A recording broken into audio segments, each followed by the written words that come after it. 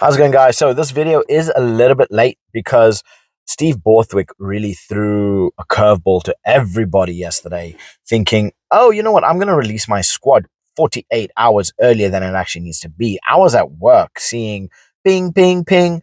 Yeah, I'm getting notifications, and I'm like, England released their squad? No way. There's got to be something wrong. Too damn well right. It was right. And I didn't make because I only finished so late yesterday, but I needed to make it today because they've announced a squad. They've announced, in my opinion, actually a pretty damn good squad. Um, First glance, looking at this squad, they are going to want to avoid lineouts. It looks like they're bringing in a more agile squad. I think they're going to want to be playing with, I think they want to be playing very much a ball to hand, really trying to gain yards, work with it, and potentially, kicks with the up and unders and so on. I don't see them wanting to challenge Ireland with lineouts. I think this is something that they are going to try and avoid by any means necessary, especially with a player like Dan Sheehan coming back. England have produced a brilliant squad, a very agile squad. But not only that, their backs that they put, the backs that, well, I say the backs, the substitutions that they have ready really tells a story.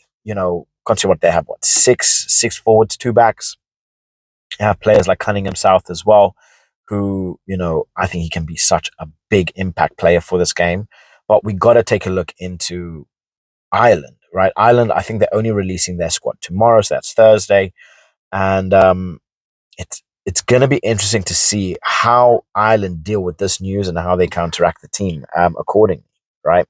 So, looking at the squads, right? Well, let's run through it. So, starting 1 to 15, Ellis Genge, number 1, Luke Cowan-Dickey, 2, Will Stewart, 3, brilliant forward pack. I'm actually really, really happy with that.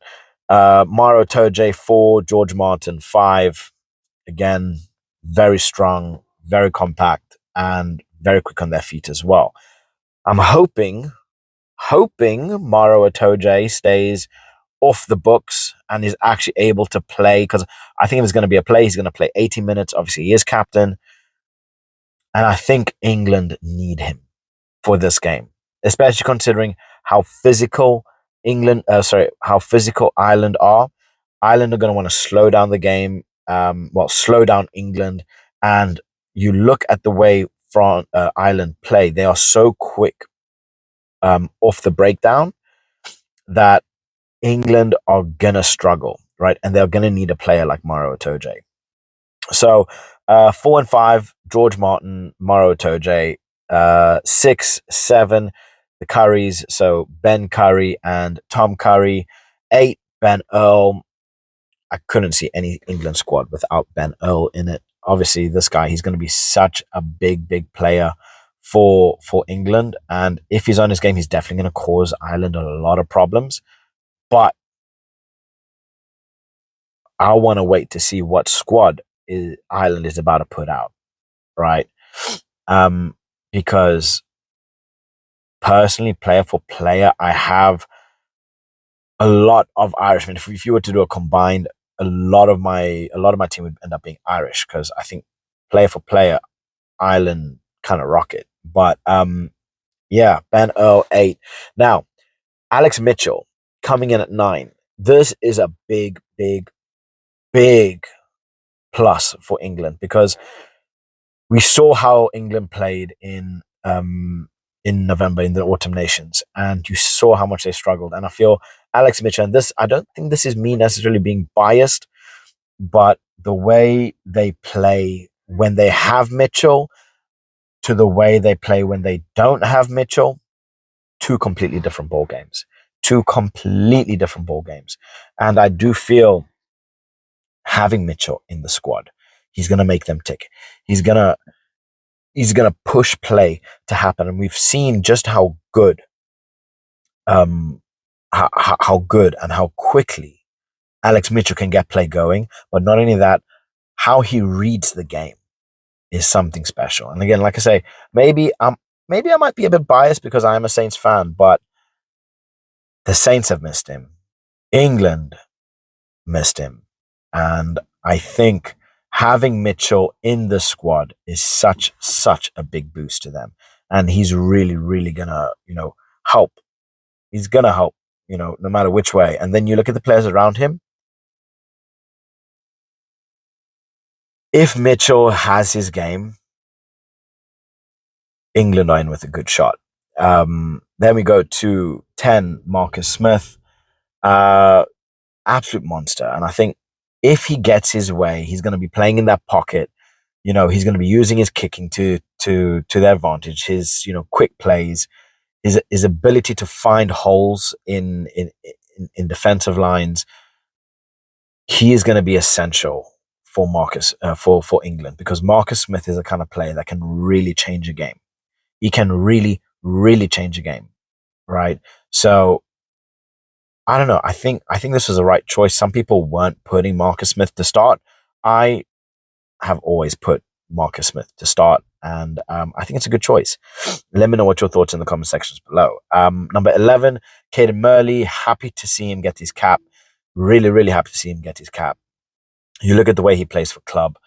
He's got ridiculous pace. He is really, really fast. But not only that, you can be fast and not do anything with it. This guy, he has such a bright future ahead of him, and him getting called up for England is only going to do him good. But getting this call up, it's going to be a big test, especially up against Ireland. It's going to be a very, very big test for him, and whether he will be able to match this, right? Because Ireland are coming in strong. They're coming in with heavy hitters, and they are going to want to break down that England play in any way, shape, or form. So if Caden Murley gets his run, I think it could cause some serious damage. But if Ireland are able to quieten him, which I think they will, yeah, I don't think I don't think he's gonna have the game that everybody would kind of hope he would, but I think he's still gonna put in a brilliant performance. Then we move into 13, sorry, 12 and 13, the inside and outside centers. So Henry Slade and Ollie Lawrence, absolutely brilliant. I kind of expected this to happen, but good partnership. I think this is a very good England squad. Looking at it as a whole. 14, Tommy Freeman. What else can be said about Tommy Freeman? I don't think he's going to stay on that wing. I think he's probably later on in the game. He's probably going to be slotting into that inside center role. Maybe we see Finn Smith come in. We have Freddie Stewart at 15. So I would potentially like to see Finn Smith pop in as well, and have that nice little partnership. But only time will tell for that. Um, this first 15 is brilliant. I really like this first 15, and I think this is potentially a big change for England. Could we see this pay off for England? Who knows? Steve Borthwick is obviously very bold, especially in his move to release the squad early. And you know what? He actually seemed pretty well rounded. He seemed calm. He seemed cool, collected. I think he's very confident in his choice. And looking at it, I can kind of see why. Because then you look at the substitutions. They have Theo Dan, Finn Baxter, Joe Hayes, Ollie Chesham, Chandler Cunningham South, Tom Willis, Harry Randall, and then Finn Smith. Um, was it six forwards, two backs? Having someone like Cunningham South, having someone like Chesham come in the second half, be an impact player. If they struggling with the lineouts, potentially having Cunningham South really come in and assist there. Um, yeah, I think it's gonna be a very very good game. No doubt, definitely the biggest game of the weekend, because this game is up against two giants, right? But Ireland are just on a completely different level right now, including their substitutions. They have such a good squad, and when you have players like Van der Fleer, when you have players like Kalen Doris, that are able to make such a big impact in the game, and then you have someone like Sam Prendergast, which I hope he's going to get his call up. But even then, you have Jack Crowley. You know, these are players that will make Ireland tick, that will break down England, and will really find those crucial spaces where Ireland can just come straight through and attack. So I f- I still feel Ireland are the favorites in my opinion. France's squad is brilliant, but I do feel Ireland are favorites. But looking at this squad, I could definitely see a potential third place for England. Best case would probably be second if they are able to take good points off of France and Ireland. But yeah, I think third and fourth is up for grabs between Scotland and England. But let me know what your thoughts in the comment sections below. I want to hear what you guys think. You will see that the lineup is just next to me. And please like and subscribe as always. It really does help my channel grow. And I just want to provide you guys with the best content possible. So on that note, I cannot wait for the Six Nations. And I'll catch you guys in the next one. Bye.